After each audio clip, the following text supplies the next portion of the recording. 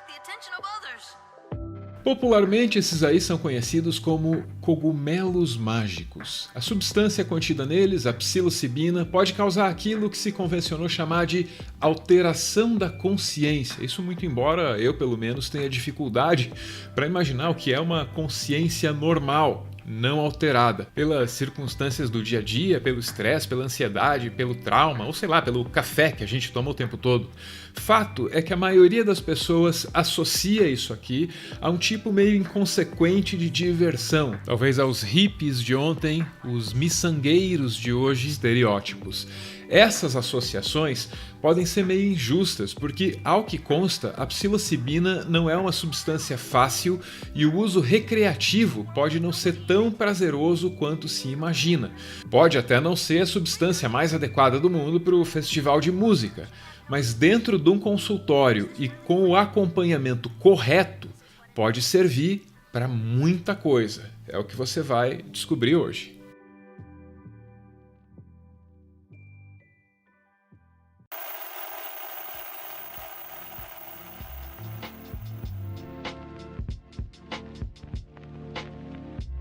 Seria difícil de encontrar outra substância tão difícil de abandonar quanto a nicotina. Quem fuma e tem o desejo de se livrar do cigarro reconhece o tamanho do drama e a dificuldade de conseguir sequer tentar parar de fumar. Existem indícios de que a psilocibina possa ser útil para isso, se for usada, claro, do jeito certo e se for combinada com outros elementos terapêuticos. Esse aí é o psiquiatra Albert Garcia, da Universidade Johns Hopkins, da qual você vai ouvir falar mais ao longo desse vídeo. Ele conduziu um estudo piloto com fumantes, gente que fumava bastante e há algum tempo. And they smoke an average of 20 cigarettes a day, or about a pack a day, and they have been smoking about that much for around 30 years. And that is kind of a snapshot of our participant sample, the people that we've been running. So these are fairly heavy smokers, people who've been smoking for a long time. And our protocol, it consists of 15 weeks of counseling meetings, as well as 3 psilocybin doses, moderate to high dose, and we have those spaced out at 5, 7, and 13 weeks post the beginning of the treatment. And most of our counseling is actually cognitive behavioral based, meaning that we talk a lot about thoughts and behaviors that are related to smoking and how that works and how we think people will be best able to cope with craving and temptation to smoke after they quit. So the good news is, so far, 91.6% of our participants have quit smoking.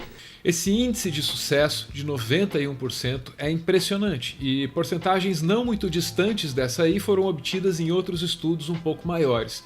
Só para fazer a comparação, um estudo do governo dos Estados Unidos, feito em 2015, mostrou que 66% dos fumantes queriam parar, 55% tinham tentado parar em algum momento, mas só 7% conseguiram deixar o cigarro usando os métodos convencionais.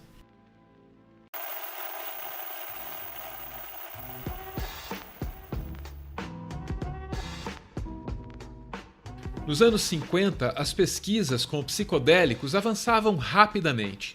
Havia várias frentes de estudo, mas todas foram prejudicadas a partir dos anos 60, quando o uso recreativo das mesmas substâncias explodiu e gerou um pânico moral que se traduziu em todo tipo de censura e proibicionismo.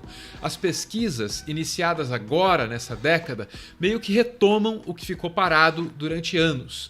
Tão importante quanto entender para que a psilocibina pode ser útil é compreender como exatamente ela age no cérebro e, claro, qual é a natureza da experiência que ela provoca. Esse aí é o Roland Griffiths, também da Johns Hopkins. Nessa palestra aqui, ele relata o efeito da psilocibina conforme constatado em voluntários saudáveis. A primeira coisa a se notar é que a experiência não é necessariamente prazerosa, não. 1/3 dos voluntários do estudo conduzido por ele relataram medo em algum momento do período entre 4 e 6 horas que dura a viagem. Despite these struggles, most participants rated the overall experience as having personal meaning and spiritual significance. And no volunteers from our Healthy Volunteers group rated the experience as having decreased their sense of well-being or life satisfaction. So under appropriate conditions, we don't need to have the adverse events that occur rarely, but sometimes under uncontrolled conditions. Apesar do medo, os pacientes tendem a sair da experiência relatando sensações de bem-estar, de conexão com o mundo e tudo aquilo que o habita. Em muitos casos, a descrição da experiência é a de que a experiência é em si indescritível. The first things people say at the end of these sessions is they can't possibly put it into words. Now, by the end of the psilocybin session, the acute effects of psilocybin have totally resolved. It's a relatively short-acting compound. The feature that's so interesting is that the memory of these experiences endure. So this is now 1 month after sessions, and we're asking people to do various ratings. And you can see that about 80% say it's in the top 5 most personally meaningful experiences of their lives, comparing it to the birth of a child or death of a parent. O estudo de Rowland acompanhou os pacientes por 14 meses e concluiu que os efeitos posteriores da dose de psilocibina podem ser benéficos e também sentidos a longo prazo. Decreased sadness and depressed mood, anxiety, anger, and guilt. And this, incidentally, the decreased depression and anxiety relates directly to some of the therapeutic applications. Uma dessas possíveis aplicações terapêuticas é na luta contra o vício, como você ouviu antes. Existem várias outras, mas tem uma em especial que é surpreendente.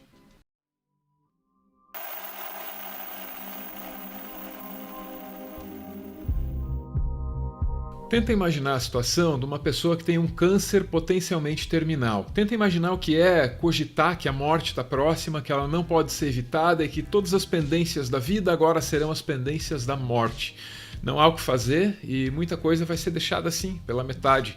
Talvez a redação do livro, a construção da casa, talvez a criação do filho. Em que tipo de estado mental vive alguém nessas condições? Não deve ser fácil e se você embarcou no exercício de imaginação que eu acabei de te propor, você talvez tenha percebido que até imaginar uma situação dessas pode ser muito desconfortável. Ansiedade e depressão podem ser uma constante para quem está vivendo nessas condições. Pois bem, um estudo da Universidade Johns Hopkins, que aliás é a mesma que tem fornecido ao mundo os dados mais preciosos sobre a pandemia, concluiu que uma única dose de psilocibina pode ter resultados significativos para pacientes nessas condições. Os participantes do estudo tomaram a dose no ambiente controlado. 6 meses depois da ingestão da psilocibina, 80% deles mostravam melhoras significativas nos quadros de ansiedade e depressão. 4 anos depois da experiência, 70% dos pacientes relatavam que ainda enxergavam suas existências de outra forma. Carrie Poppes foi diagnosticada com câncer de estágio 3 no pulmão. Ela recebeu a dose de psilocibina. No relato dela, não tem nada de muito espiritual ou místico. E tudo bem, porque nada assim foi necessário para que ela encarasse melhor o medo da morte. I was being shown the truth of reality. Life is meaningless. We have no purpose. It was sound and it was booming, booming, booming. You are alive right here, right now, because that's all you have. O estudo da Johns Hopkins, junto com tantos outros sobre o uso terapêutico dos psicodélicos, está relatado nesse livro aqui, do jornalista Michael Pollan. In 2010, I read about a really interesting, odd study where researchers at NYU and Johns Hopkins were giving psilocybin, this is the ingredient in magic mushrooms, they were synthesizing it, to people who had cancer diagnoses, people very sick, many of them terminal, in the hopes that they would have what they called a mystical experience, a powerful spiritual experience that would change their attitude toward their death and help them essentially to die with more peace. These were all patients who were struggling with depression, anxiety, and fear, profound fear. And the stories, I started writing about that because it seemed like the last thing I would want to do is trip when I was facing a terminal diagnosis. To lose control like that, and you would presumably have a very dark experience. Nessa palestra, ele explica que a substância sozinha não configura um tratamento. É necessário ter acompanhamento médico. So you work with two guides, a man and a woman. They prepare you over a course of several sessions as to what to expect. So they'll talk to you what to do if the experience becomes frightening, which it often does, and how to navigate that. They call it the flight instructions. And their main advice is, you know, if you see a staircase, go up it. If you see a door, open it. If you see a monster, don't run away. Just step right up to it and say, what are you doing in my head? What do you have to teach me? In other words, surrender to the experience. Ele ainda cita o caso de uma outra paciente com câncer e ele explica exatamente como o tratamento com a psilocibina ajudou essa paciente. And she went into her body imaginatively and she saw this black mass under her rib cage. And that was her fear. It wasn't her cancer because that wasn't in the right place. But she saw what she realized was her fear. And she screamed at her fear. And you have to see this woman. She's a very timid, small woman. And she said, "Get the fuck out of my body." And it did. It disappeared. The black mass was gone. E de novo, porque não custa reiterar, esses resultados aí jamais poderiam ter sido possíveis se a substância tivesse sido usada no ambiente errado. And I should explain how this is done because the image you may have in your head of taking psychedelics, you know, taking a handful of mushrooms and going to a concert or something. This is not how it is used in a clinical setting. It's a very controlled experience. It's guided. No livro do Michael Pollan tem ainda um outro relato de alguém nessas condições, um relato emocionante de alguém entre a vida e a morte, que no meio de uma das sessões de tratamento diz a seguinte frase, que foi devidamente anotada pelo médico que conduzia a experiência: "Nascer e morrer dá muito trabalho."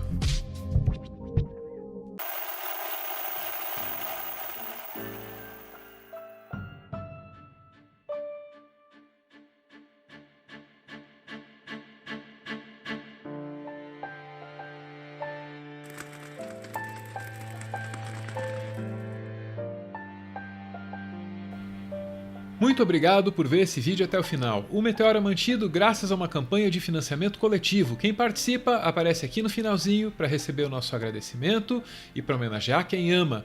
Hoje a gente vê aí o Denis e a Daiane, que ganha dele a mensagem que segue. Dai, você me ensinou muitas coisas sobre o mundo que existe além do físico, além das tensões da vida. Muito sobre a beleza da vida que existe, mas que não se repara. Sobre como a felicidade existe até que ela vá embora. Sei que muitas vezes fui um tolo, mas eu queria dizer que aprendi. E quero você em minha vida para sempre. Te amo muito. Beijo, gente. Valeu!